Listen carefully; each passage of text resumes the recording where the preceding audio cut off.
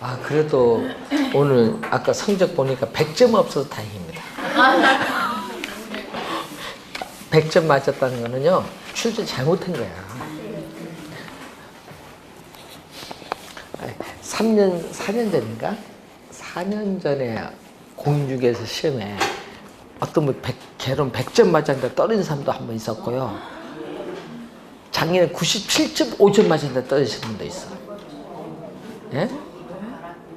민법 때문에.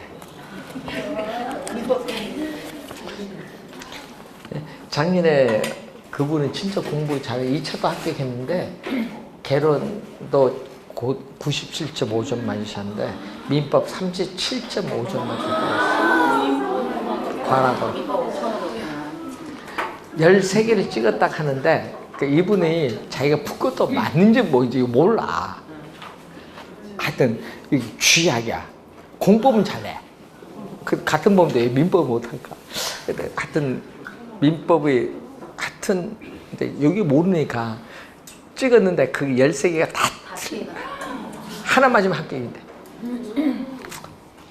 그런 사람도 있습니다. 근데 여러분은 그렇지는 않을 것이라고 생각을 하고, 그분은 이런 게 있더라고. 한 번을 찍으면 하나 맞을 텐데 지그재그. 근데 작년에 비해서 성적 많이 좋아졌네요. 작년에 비해서 성적이 한 10점 정도 높게 나오네요. 거의 다 합격입니다. 네?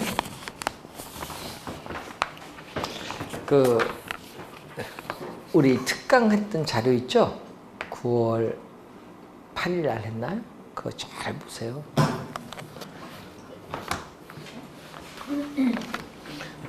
거기는 문제 잘 보시고 지문 잘 보세요.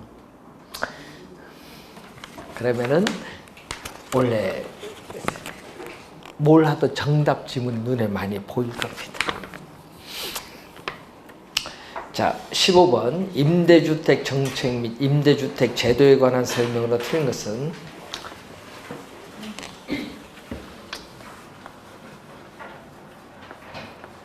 단계는 어떻게 돼요? 항상 여러분 꼭 주의를 그 단계는 부동산 공급은 고정되어 있다. 일반 상품과는 달리 단계는 공급이 고정된 완전 비탄력적인 수직선. 균형 임대료 이하로 규제하면은 단기적으로는 어떻게 돼? 수요는 임대차 계약 기간이 있기 때문에 이동이 어렵죠. 그래서 이게 바로 뭐다? 균형. 수요와 공급이 만나는 점이 뭐다? 균형 가격이에요. 이 균형 가격이 너무 높기 때문에 이 가격보다 무슨 수준에서? 낮은 수준에서 규제를 해요. 이 규제 가격이 임대료의 상한선인데, 규제를 하기 전에는 요 가격과 요거 곱한 요게 바로 뭐가 돼? 총수입이에요. 그럼 규제를 하면 총수입은 뭘로 바뀌어요?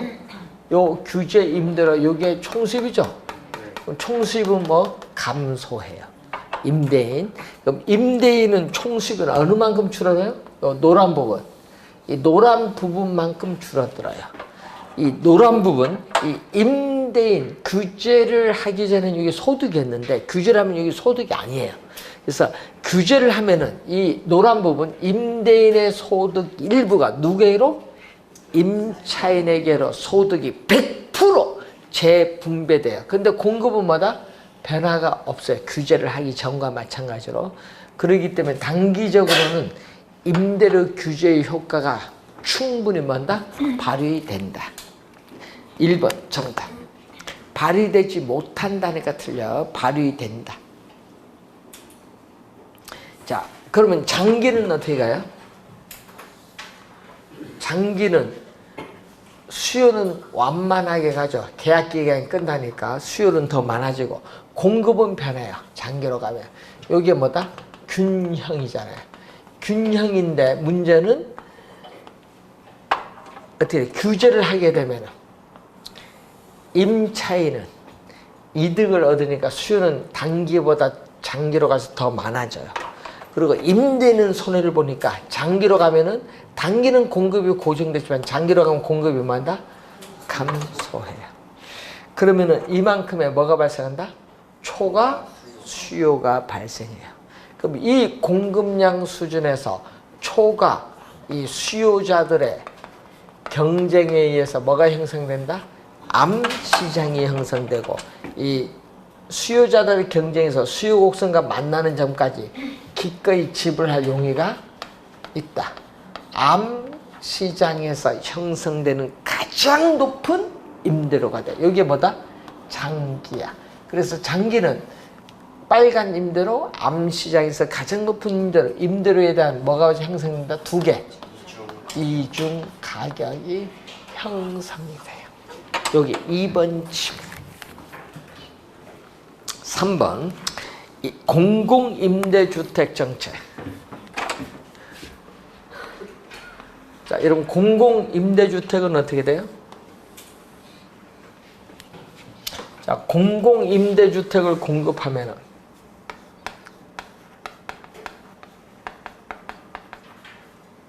공공주택을 공급할 때는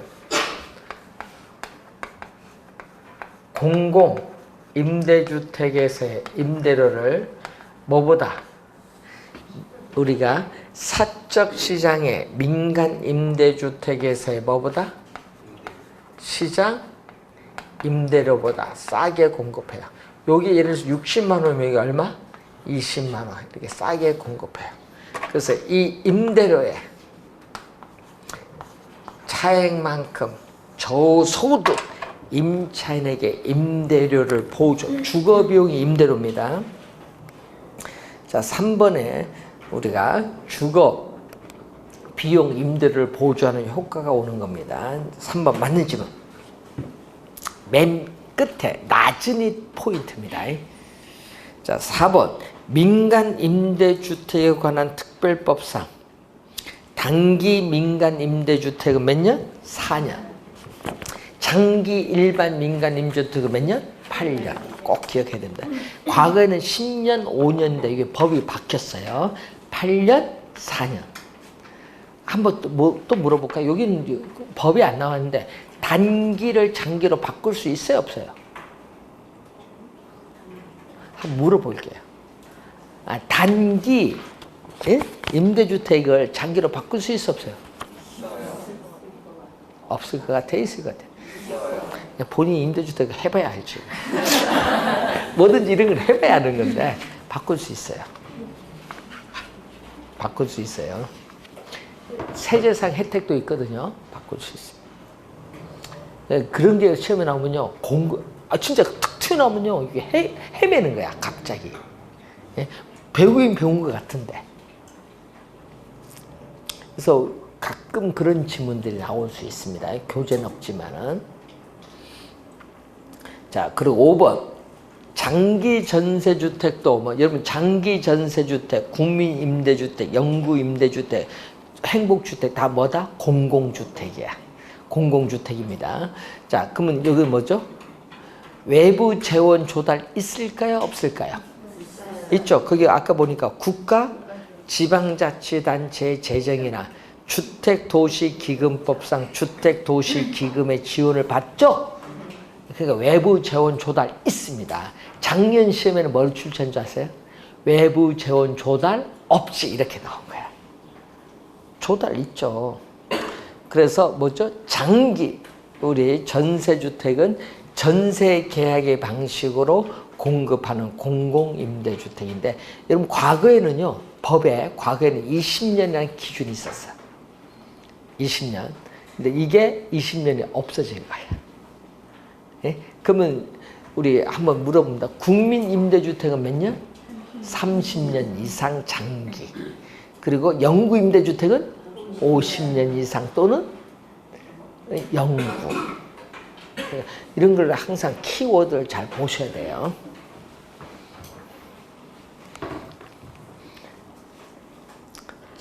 (16번)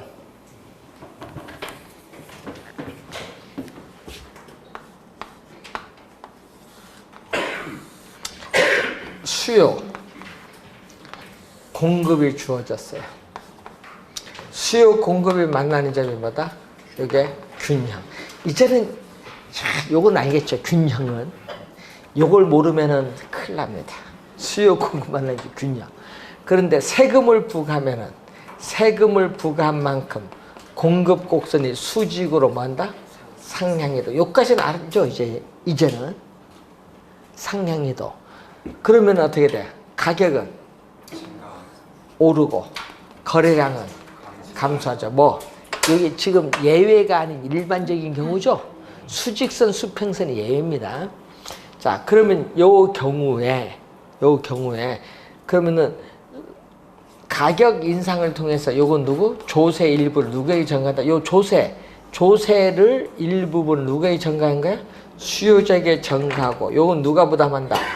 요 부분은 공급자가 부담. 그러니까 수요자, 공급자 둘 다 부담해요. 그럼 요 부분은 뭐가 돼? 요 빨간 부분은 정부의 조세 수입, 세금을 부과함으로써. 그런데 요 노란 부분이 있어요.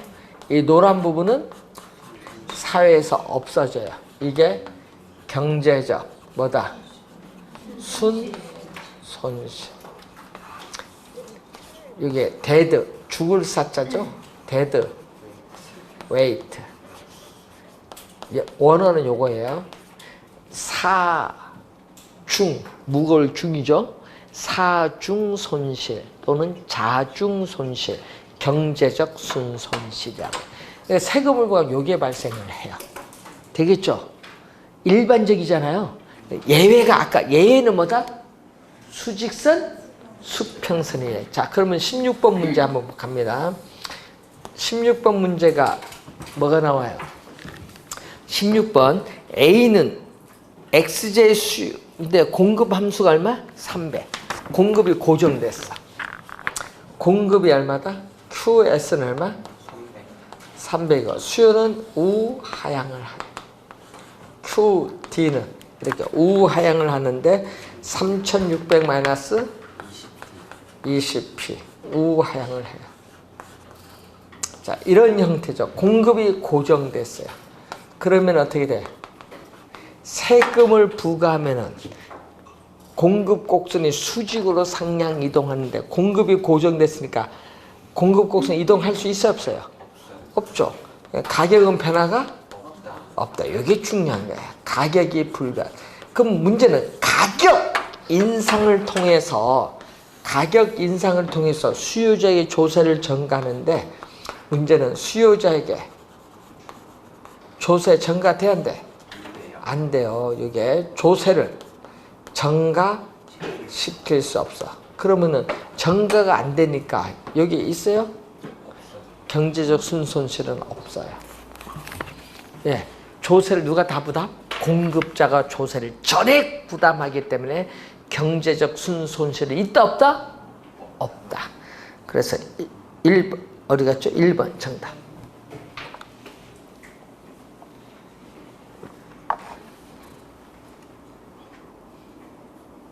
전가가 안 돼서 공급자가 전액 부담하기 때문에 어떻게 돼요?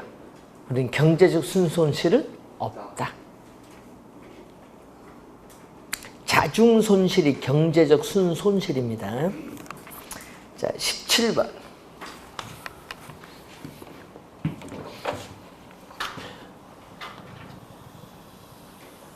자, A는 주택 구입 자금을 마련하기 위해서 2000 몇 년 1월 1일 현재 4년 동안 매년 말 동그라미.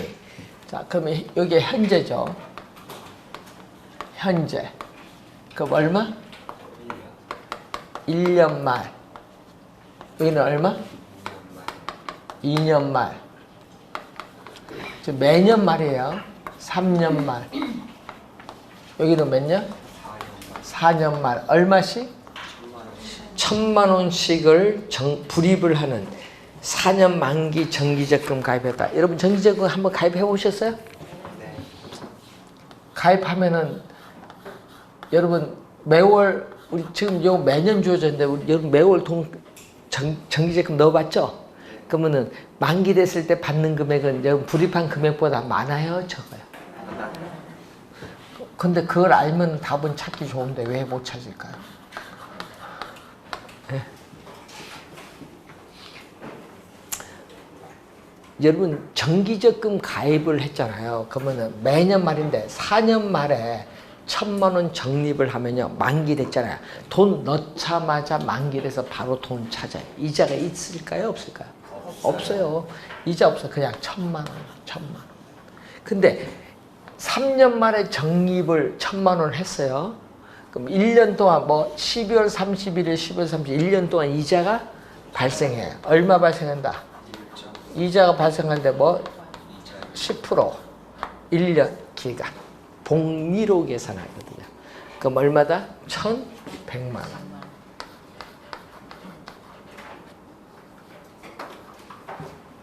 (2년) 말에 적립을 하면은 이자는 몇 년 동안? 2년 동안. 자, 1,000만 원 곱하기 복리 계산입니다. 1.1 얼마? 제곱. 여기 얼마다? 1.21 1210만. 자, 1년 말에 1,000만 원을 적립을 했어요. 그럼 얼마다? 이자는 1 플러스 0.1의 세제곱. 이건 1.331 1,331만 원. 요걸 다 더해주면 앞에는 사고요. 4,630 얼마? 41만 원. 4,641만 원. 얼마? 4번 정답. 다 더해주면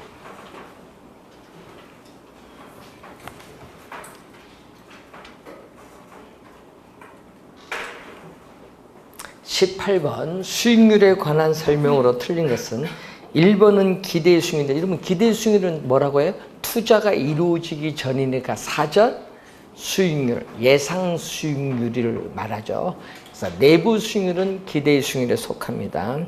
자, 2번 요구 수익률의 맨 끝에 최소의 동그라미. 27회 시험에는 이걸 뭘로? 최대로 출제했죠. 최소입니다. 그리고 기회비용 개념. 요구 수익률은 기회비용 개념으로서 투자 주체에 따라 달라질 수 있다. 3번 실년 수익률은 실제 수익률이에요. 근데 투자가 이루어진 후니까 어떻게 돼요? 이미 수익률이 달성됐거든요, 과거에. 그래서 과거에 달성된 수익률이라는 의미에서 뭐다? 역사적 수익률. 자, 실현 수익률은 실제 수익률이면서 역사적 수익률이라고 해요. 자, 5번. 자, 5번에 보면은 기대 수익률.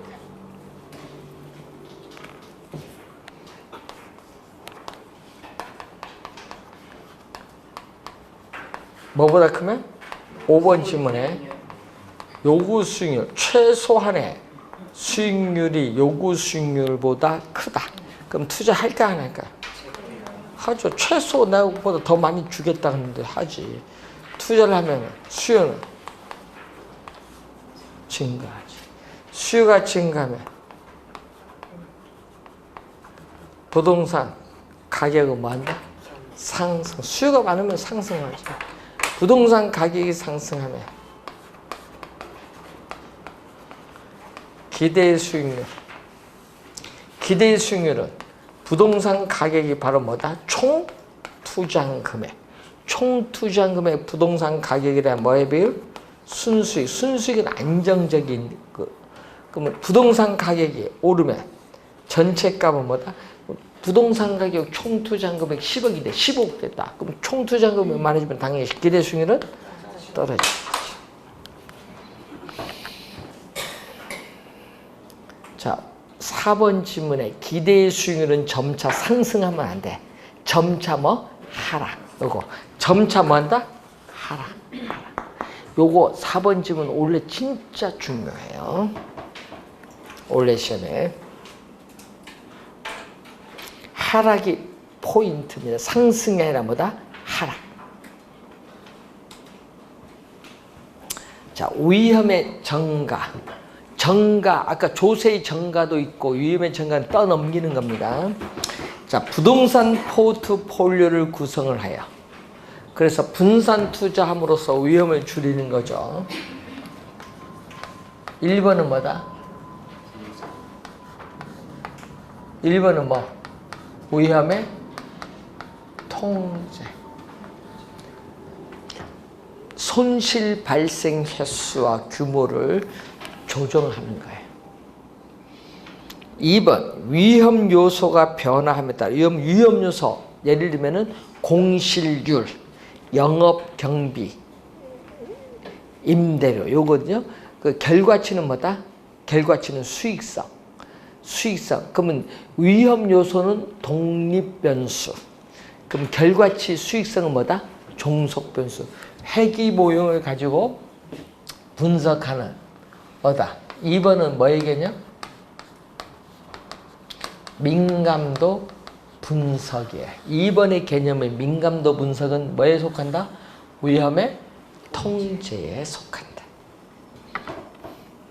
자, 3번 위험한 투자를 제외시키는 방법은 위험의 회피. 3번은 위험의 회피.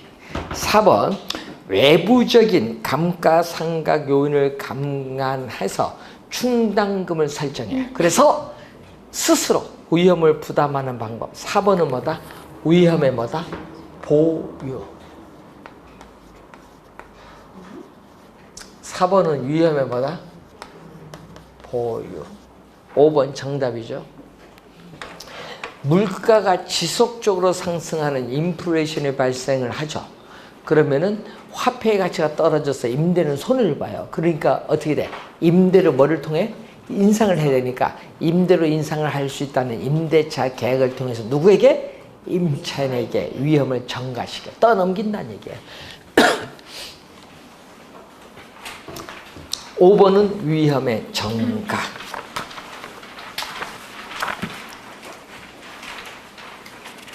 자, 여러분 위험 전가 해보셨어요?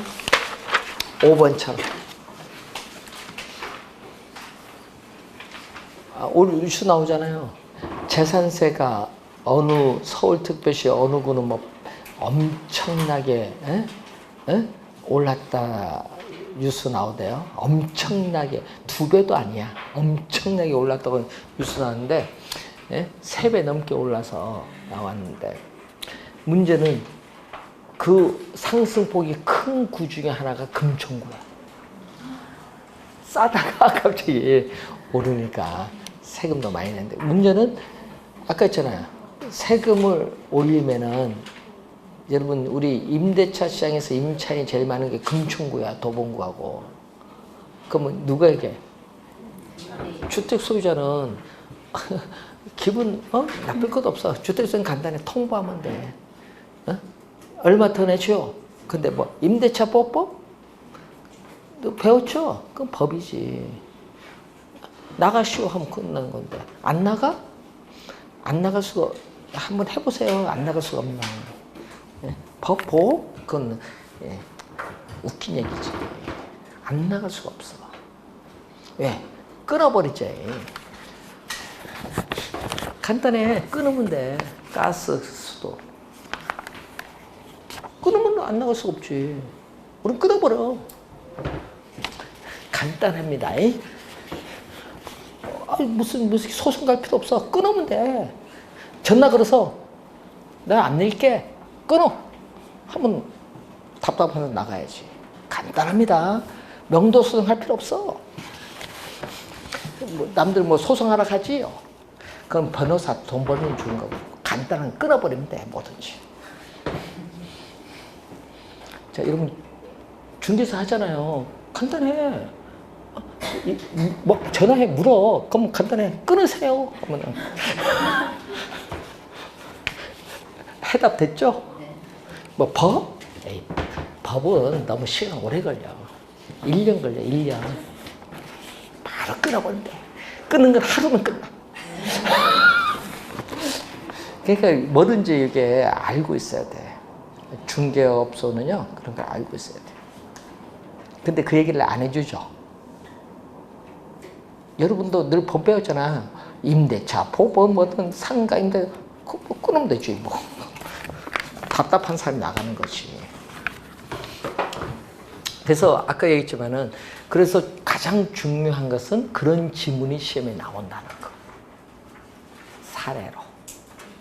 개론에 나올 수 있어요. 그 나오면은 이게 어디에 속하는지 알아야 돼.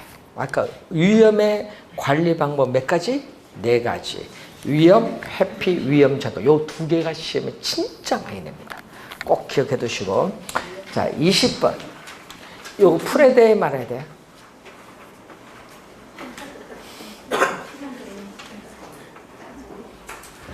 어떤 분은 요게 도리는 쉽게 풀 줄 알죠. 푸는데 이게 함정이 많아요. 자, 간단하게 설명할게요. 자, 호경기와 불경기가 발생 확률은 각각 몇 프로? 50%. 자, A 한번 볼게요.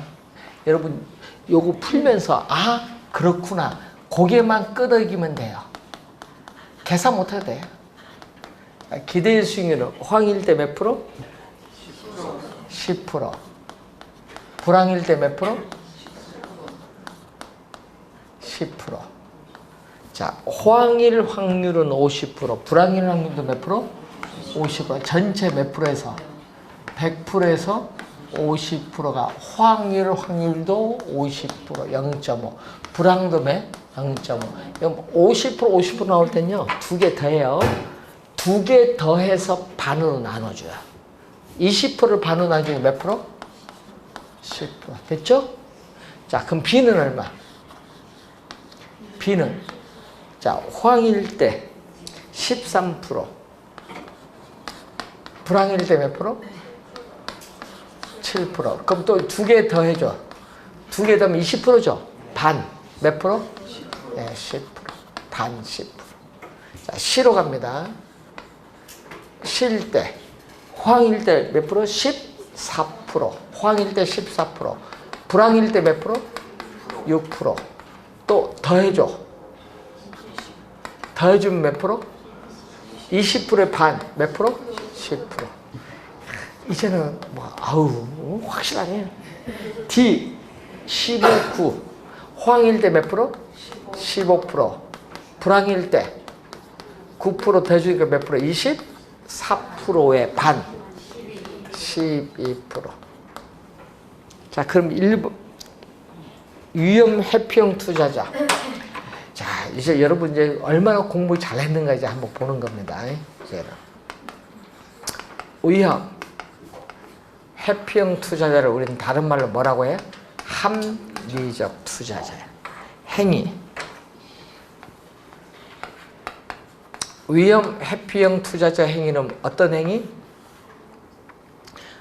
투자안이 이렇게 2개가 있어요. 2개가 있을 때 기대의 수익률이 같다. 기대의 수익률이 같다. 동일할 경우에는 위험이 낮은 투자를 선택하고, 위험이 뭐다? 동일하다. 동일할 때는 기대 수익률이 높은 투자를 선택한다.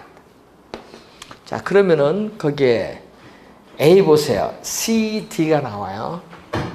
CD 기대 수익률 CD. 표준 편차는 뭐를 측정한다? 표준 편차는 위험을 측정하는 수단으로서 CD. 여러분, 표준 편차가 작을수록 위험도 낮아요. 자, 기대 수익률이 CD 요거 갑니다. 어디가 높다? D가 12% 높아요. 자, 위험. 이제 위험 표준 편차 계산하려면 분산하고 계산하는데 그렇게 할 필요 없어. 빨리 보면 돼요. 호경기, 불경기 50, 50일 때 차이 보세요. 0%죠? 0%는 위험이 없어요. 요 2개 몇 프로? 차이 6%가 위험이야. 네? 또 요 차이 몇 프로? 8%. 또 요 차이 몇 프로? 6%. 그러면 CD 갑니다. CD 가는데 어디가? C가 위험이 뭐다? 높지. 8% 높잖아요. 6%보다. 그렇죠? 그럼 이때는 어떻게 돼? 뭐를 선택? C를 선택. C가 D를 선택. 기대 수익이 높고 위험이 낮은 D를 선택. 요게 1번 A 지문. 맞는 지문입니다. 위험 중립형 투자자는 여러분 뭐라고 배우셨어요? 위험과 관계 있다 없다? 없다. 네? 그래서 위험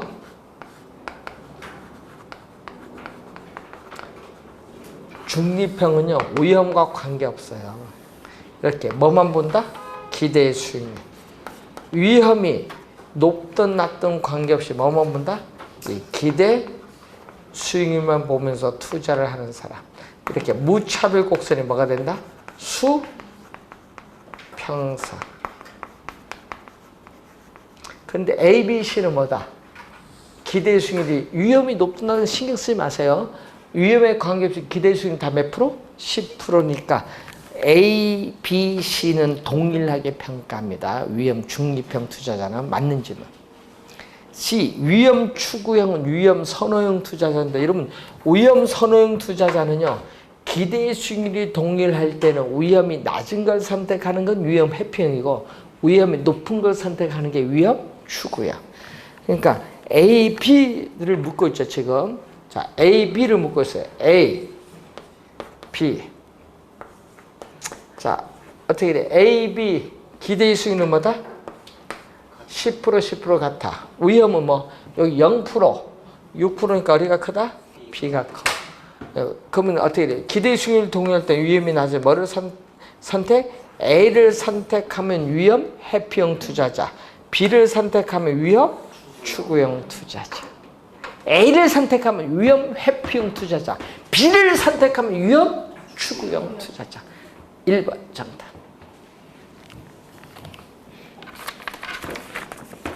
계산할 필요가 없죠? 이렇게 빨리 이렇게 판단해서 구하는 거.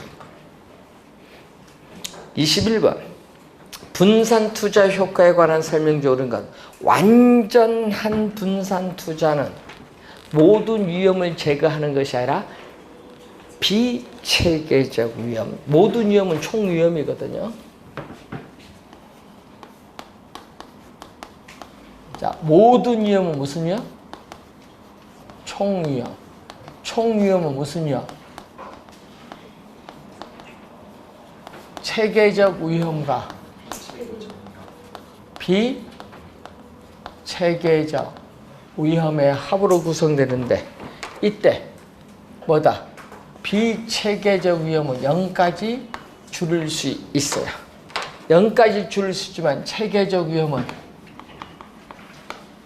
제거가 뭐다? 불가능. 모든 위험이 아니라 비체계적 위험을 제거합니다. 1번 틀렸고 양의 관계 원래 요 두 개는 출제 가능성이 진짜 높거든요. 상관계수는 뭐다? 마이너스 1과 플러스 1 사이 있어요. 플러스 1일 때를 뭐라고 해요? 플러스 1일 때를 앞에 뭐를 붙여요? 완전을 붙여. 아까 1번처럼 완전자거든. 완전한 양의 상관관계인데 이때는 포트폴리오를 구성하여도 피할 수 있는 위험이 비체계적 위험을 0까지 줄일 수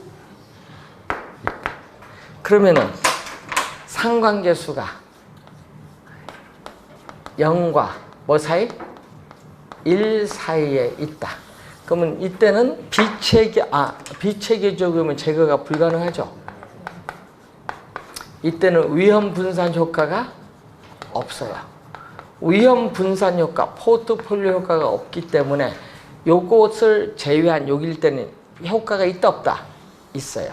위험 분산 효과는 있는데 뭘로 가까이 갈수록 플러스 1로 가까이 가면 갈수록 비체계적이면 제거가 안 되니까 플러스 1로 가까이 가면 갈수록 위험 분산 효과는 작아지는 거야. 근데 효과는 있다 없다? 있어요. 그러니까 2번 틀린 질문. 없다 하니까 틀렸지 뭐. 3번 분산 투자. 여러분 분산 투자는 기대 수익률과 관계가 없어요. 자, 분산 투자는 뭐를 줄인 거? 위험을 줄인 것을 목적으로 하지 기대 수익률과는 아무런 관계가 없다. 기대 수익률과는 아무런 관계가 없다. 3번 틀렸고 4번 4, 5 종류의 부동산을 구입하기 전에 여러분 항상 분산 투자는 몇 개? 2개. 2개 이상의 자산의 분산 투자하면 위험 분산 효과 있다 없다? 있다. 4, 5 종류의 부동산을 구입하기 전에는 하면 안 돼요. 하여튼 2개 이상의 부동산의 분산 투자하면 위험 분산 효과가 있다. 틀린 질문. 5번 정답이죠.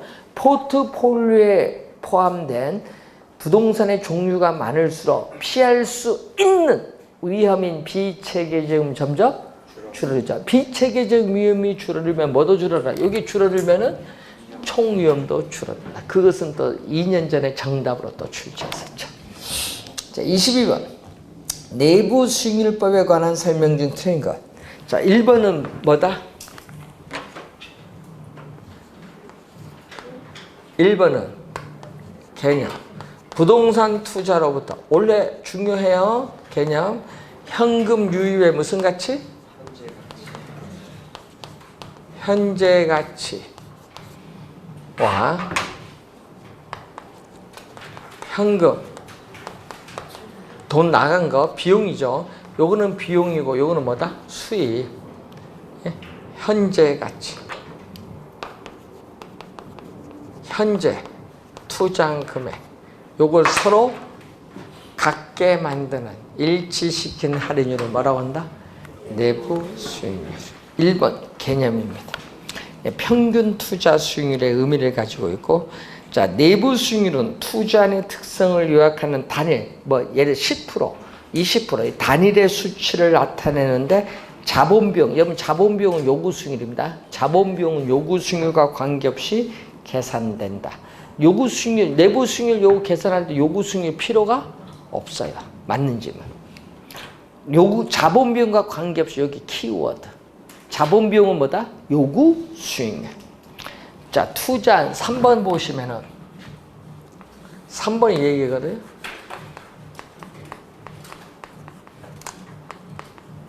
내부 수익률이 내부 수익률과 뭐를 비교한다? 요구 수익률을 비교하겠죠. 자, 이렇게 크거나 내부 수익률은 평균 투자 수익률인 기대 수익률이 최소한의 수익률을 요구 수익률 크면 투자를 채택하고 이때는 투자를 뭐 한다? 기각한다. 여러분 작년 시험에 뭘 출제하셨어요? 작년 시험에는 요구를 뭘로 출제했어? 실현으로 출제한 거예요. 실현 투자가 이루어지고 난 이후죠. 실현 들으면 안 돼. 투자가 이루어지기 전에 투자를 할 거냐 안 할 거냐 판단하는 거지. 그래서 틀린 질문이죠. 자, 어떤 투자하는 경우. 자, 여러분 요거 계산하잖아요. 요거 첫 번째. 요거 1번 요거 계산하는 과정에서 내부 수익률이 2개 이상의 복수의 내부 수익률이 존재할 수도 있고 또 내부 수익률이 존재하지 않을 수도 있다. 이게 4번 질문. 5번 정답이죠. 상호 배타적 투자는 뭐예요? 여러분 예를 들어서 투자 5개 있어요. 투자 5개인데 하나 선택하면 나머지는 다 뭐한다? 배제시키는 거. 이게 배타적 투자래요. 맨 끝에 항상 일치한다. 밑줄. 그게 틀렸죠.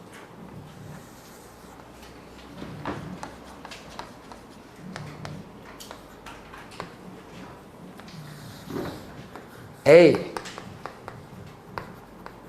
투자의 순형가곡사. B. 투자의 순형가곡사. 내부 수익률은 뭐? M. 요구 수익률은 뭐다? R. 자, 순현가. 여러분 요거 두 개 같으면 얼마? 순현가는 현금 유입의 현가에서 현금 유수 현가 2년 전에 정답이죠? 서로 같으니까 얼마? 제로. 예? 제로. 그럼 순현가를 0으로 만든 요 할인율을 뭐다? 내부 수익률. 내부 수익률 M이죠? A 투자 내 내부 수익률. 요 점은 뭐다? B 투자 내 내부 수익률. 되겠죠? 그런데 만약에 요구 수익률이 R0다. 자, 요구 수익률이 R0예요. R0일 때 순현가법을 선택하면 뭐를 선택해야 돼? 순현가법은 요거는 뭐다? B의 순현가, 요건 A의 순현가인데 둘 다 뭐보다 크다? 예? 0보다 크지. B나 A나 순현재 가치가 0보다 크면 뭐다? 0보다 크면 아까 어디 갔지? 0보다 크면 투자를 채택하는데 그 중에서 요걸 선택을 하죠. 순현가가 가장 큰 A를 선택하면 B는 뭔다? 제외시킨 게 상호 배타적 투자. A를 선택해. 그런데 내부 수익률법은 어떻게 돼? 내부 수익률법은 요구 수익률보다 뭐가 크다? 내부 수익률이 크죠. 여러분 요구 수익률보다 내부 수익률이 크면 투자를 채택을 하는데 둘 다 채택을 하는데 또 상호 배타적 투자할 때는 내부 수익률이 작은 것보다 뭐를 선택? 큰 거 선택, B를 선택. 이렇게 투자의 평가가 달라질 수 있어요, 없어요? 있죠. 항상 일치한다니까 틀린지. 이유는 그림 설명했습니다.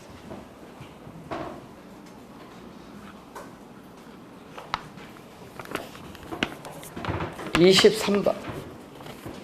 자, 현재 대상 부동산의 가치는 3억 원이다. 향후 1년 동안 예상되는 현금 흐름이 다음 자료가 될 경우에 자본 환원율. 자, 여러분 자본 환원율은 뭐의 역수? 자본 환원율, 종합 환원율은 순 소득 승수의 역수. 순소득 승수는 분모는 뭐다? 총. 투자액, 총 투자액은 대상 부동산의 시장 가치 얼마? 얼마? 3억 원. 예. 순 영업소득이 얼마냐? 순 영업소득 얼마? 가능. 총소득 2천만 원. 공실 얼마? 300. 기타 소득은 더 해줘야죠. 100만 원. 유효 총소득은 얼마? 1,800만 원. 자, 여기서 영업경비는 얼마죠?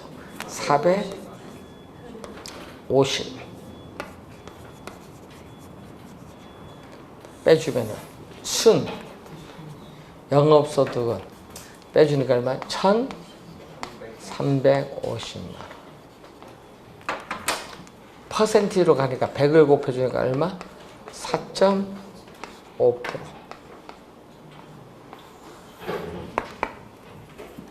2번 정답.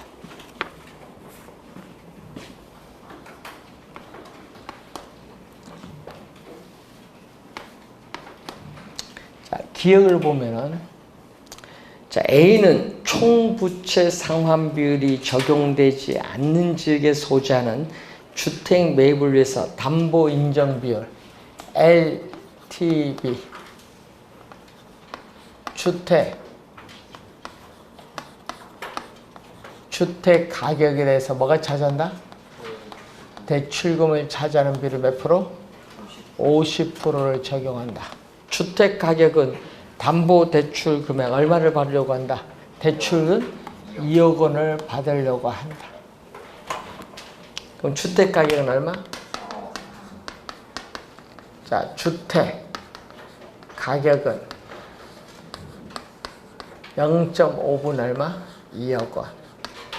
그래서 얼마다? 4억 원. 우선 4억 원이 나오는 거예요.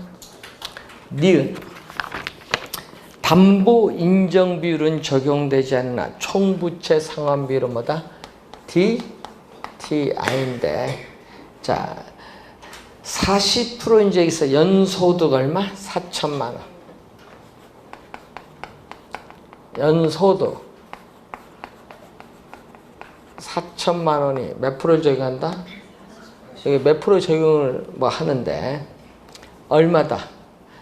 매월 동그라미, 매월 원리금 균등, 원리금 균등 밑줄. 원리금 균등 얼마를?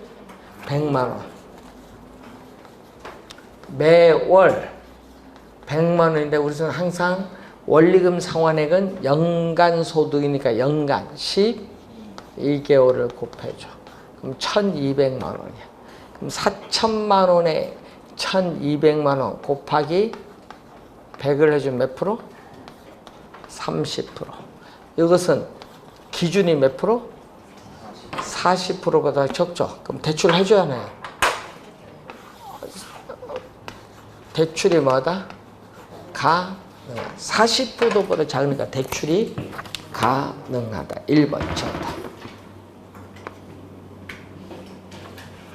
자, 작년에 또 출제했었죠. 지분금융을 모두 고른 것은, 자, 지분금융 모두 고른 것, 거기 보면 저당금융, 신탁증서금융, 자산유동화증권, 요 세 개는 부채금융, 타인 자본을 조달하기 위한 부채금융이고요. 신주 인수거부 사채, 뭐 전환사채는 지분과 부채 중간 영역인 매자닌 금융이고, 3번 정답. 부동산 신디케이트, 부동산 투자 회사인 니츠, 조인트 벤처, 부동산 펀드, 이런 것은 무슨 금융? 지분 금융 방식.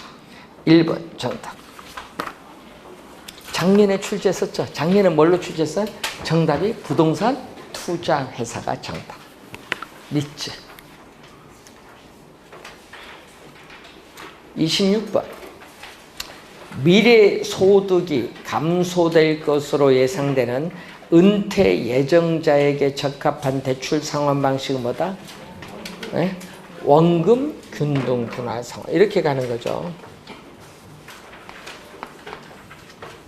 이렇게 원리금이 점점 감소하는 원금 균등 분할 상환. 기억은 요 그림을 이해하면 되겠죠. 처음에는 많다가 나중에 점점 줄어드는 방식. 2번, 첫해 월 불이백 납부 후에 만기 전에 중도 상환할 경우에 미상환 대출 잔액, 이게 대출금이거든요. 미상환 대출 잔액이 가장 적게가 되는 거. 자, 이렇게 오는 것은 뭐다? 원금 균등 분할 상환. 이렇게 오는 것은 원리금 균등 분할 상환. GPM은 초기에 마이너스 상환하니까 이렇게 나오는 건 GPM. 그러면 조기에 중도 상환할 때 가장 작은 건 뭐? 원금 균등.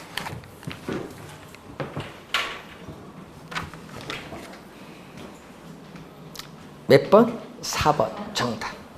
27번. 틀린 것은 대출 비율, 대부 비율이 높아질수록 채무 불이행 가능성이 높아지기 때문에 대출금리도 뭔다? 높아집니다. 높아진다가 포인트입니다. 맞는 질문. 명목금리와 실질금리 차이는 뭐다? 예상 인플레이션율. 이것도 맞는 질문.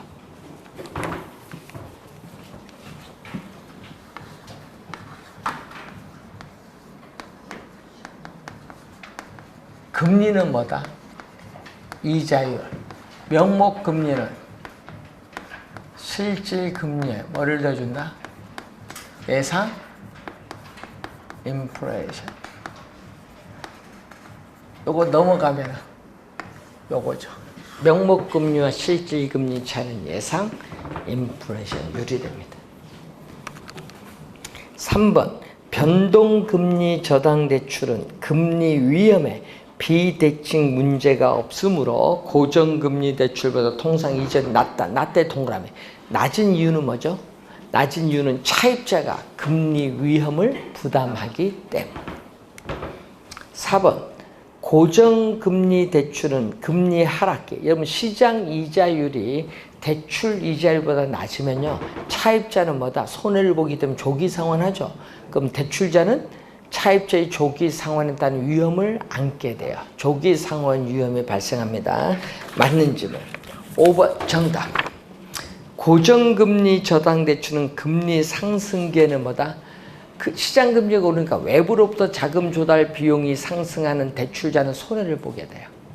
대출자는 손해를 보죠. 왜? 금리 위험 부담을 안게 되기 때문에. 5번 정답. 차입자가 아니라 누구? 대출자. 그럼 4, 5번 시험에 특히 4번 올해 출제 예상 가능성이 높은 질문이 몇 번? 4번. 올해. 저희 같으면 4번을 정답으로 많이 묻습니다. 자, 28번. 다음 관로안에 알맞은 모기지 증권은 자, 여러분 원리금 수취권, 주택저당채권, 집합물, 소유권은 모두 투자적 이전돼. 요거 뭐죠? 자산을 매각한 거야. 발행기관의 자산, 지분을 매각을 하기 때문에 투자자에게 지분이 다 넘어갔어요. 금리 위험, 조기 상환 위험도 누가 다 부담하? 투자자가 부담하는데 이것을 이체증권, MPTS에 대한 세금. 자산 매각하는 방식인 지분형의. 이게 왜 어려운 줄 아세요? 영어 때문에 어려워요. 요거는 아까 뭐를? 지분, 자산을 매각하죠? 예? 그래서 자산을 매각한 요건 증권 요거 하나고 나머지는 다 뭐다? 채권. 여러분 채권이 뭐냐?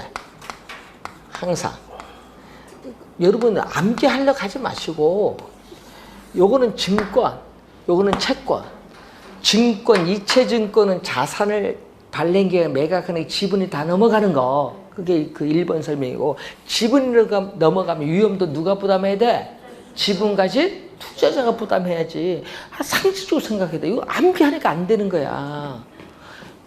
채권은 여러분 채권 발행해봤어요? 이게 증권회사 다니는 사람하고 안 사람 이게 은행 다니는 사람하고 큰 차야. 아니 은행 다니는 사람은 금융 엄청 쉬워. 공부 안 해도 다 맞춰. 그러면 채권 발행하니까 채권이 뭔지도 몰라. 증권하고 채권도 몰라. 증권시장 여기 옆에 객장 있잖아. 가보세요. 잘 가르쳐 줄 거야. 채권이 뭐냐 하면은 야 채권이 부도난 사람이 채권 발행하면 살 거야 안 살 거야 여러분? 돈 못 받는데? 여러분 동양증권 옛날 부도난 거 아시죠? 받았어요 못 받았어요? 못 받지. 채권 발행했는데 부도난데 누가 줘? 그러니까 신용이 있어야 돼 없어야 돼? 있어야지. 그럼 신용이 있어야 되는데 신용은 요 채권은 발행기관이 신용이 있어야 돼. 그러니까 뭐를 담보로 해야 돼?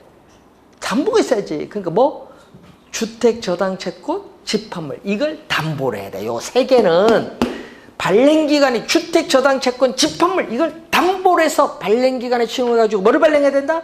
채권. 그것만 딱 기억하면 돼. 이걸 암기를 하려고 하니까 진짜 어려운 거야. 딱 증권, 채권 구별을 하면 되는데. 그래서 MPTS 1번 정답입니다. 원래 꼭 명심하시고 원리금 수취권과 뭐는 세트? 조기 상환위험은 세트야. 그거 원래 정답 물을 가능성이 진짜 높거든요. 잘 확인해 두시고. 자, 2번 부동산 투자회사는 1번은 뭐다? 최저자본금인데 자기관리 부동산 투자회사의 자본금은 뭐? 70억 원 맞죠? 2번 부동산 투자회사는 주식회사인데 상호에 부동산 투자회사는 명칭을 사용하여야 하여야는 반드시 하여야 한다. 맞는 점은 3번은 뭐다? 최저자본금 정답이네요. 아니지. 위탁관리와 기업구조조정은 얼마? 50억 원. 자기관리는 얼마? 70억 원. 3번 맞는 지문이고 틀린 거네요. 4번 정답이네요. 부동산 투자회사는 부동산 등 자산의 운영에 관해 회계 처리를 할 때는 국토교통부가 아니에요. 금융위원회. 금융위원회가 정하는 회계 처리 기준에 따라야 됩니다. 부동산 투자회사는 부동산 투자회사에 관한 법률에서 특별히 정한 경우를 제외하고는 상법의 적용을 받죠. 왜? 상법상 주식회사니까 상법의 적용을 받습니다. 자, 4번 정답. 30번 프로젝트 파이낸싱에 관한 설명인데 1번은 뭐다? 개념. 사업주의 기존의 자산 부처와는 구분되는 별개의 프로젝트 대형 개발 사업에 대한 투자를 위한 금융입니다. 맞는 질문. 2번 자금대부자는 금융기관이야. 자금대부자 금융기관은 해당 프로젝트의 자산과 산출물의 시장 가치, 미래의 현금 흐름에 만을 담보로 대출한다. 여러분 부동산을 담보로 대출하는 방식이 아니다. 특정 프로젝트 개발 사업의 미래 사업성, 미래의 현금 흐름을 담보로 해요. 프로젝트 시행에서의 대출금을 프로젝트 사업주가 사용하는 부에, 여러분 프로젝트 우리 사업주 있죠? 사업주는 자신의 재무상태표상의 부채로 뭐를 회사채를 발행하는 것이 아니잖아요. 프로젝트 시행회사가 조달한 자금을 이용을 하기 때문에 장부 외의 자금을 융통하는 거야. 그래서 부외 금융효과. 요거 3번은요 사업주가 가지는 장점이에요. 3번은 사업주가 가지는 장점. 상한 청구권의 독립성이 인정되는. 자 여러분 사업주는 프로젝트 개발 사업이 망하더라도 사업주에게 원리금을 청구할 수 없는 비소구 금융이 원칙이고, 보증을 하면요 보증한 부분에 제한을 둬요. 거기서는 원리금 상환을 청구할 수는 소구 금융인 경우가 일반적. 여기 4번 설명. 5번 미래의 현금 흐름만을 담보로 하기 때문에, 또 만들어갔다고 고민하지 마세요. 미래의 현금 흐름을 담보로 하기 때문에 위험이 분산되는 효과는 없다 하니까 틀렸어요. 없다가 틀렸죠. 뭐다 여러분이 금융기관은 위험을 분산시키기 위해서 건설회사, 원료 공급업자, 구매자, 국책사업일 경우 정부 등의 보증을 요구함으로써 위험 분산되는 효과 있다. 없다 하면 안 돼. 있다. 5번 정답. 올해 시험에 29번, 30번 출제가 예상된다. 다시 한번 요약집을 통해서 확인 꼭 해두셔야 돼요. 올해 출제가 예상되는 부분. 자, 잠시 한 5분 정도 쉬고 우리가 나머지 10문제 풀겠습니다.